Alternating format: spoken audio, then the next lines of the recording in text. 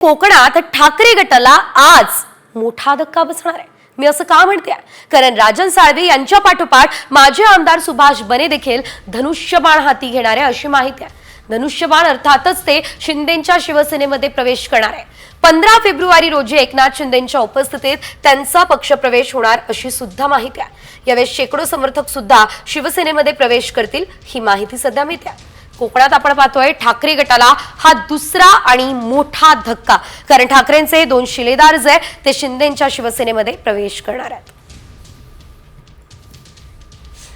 राजन साळवी यांच्या पाठोपाठ माजी आमदार सुद्धा आता शिवसेनेमध्ये प्रवेश करणार। त्यामुळे आता कोकणात ठाकरेंची शिवसेना कमकुवत होणार का हा सवाल सध्या उपस्थित झालेला आहे। सुभाष बने हे आता शिंदे सेनेमध्ये प्रवेश करणार असल्याचं कळतंय।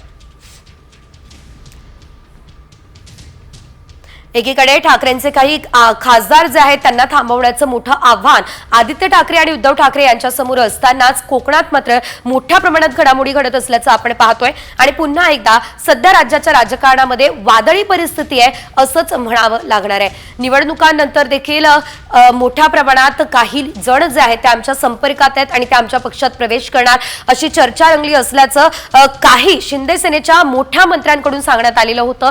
आणि ते आता खरंच खरं ठरणार आहे का हे पाहणं महत्त्वाचं आहे।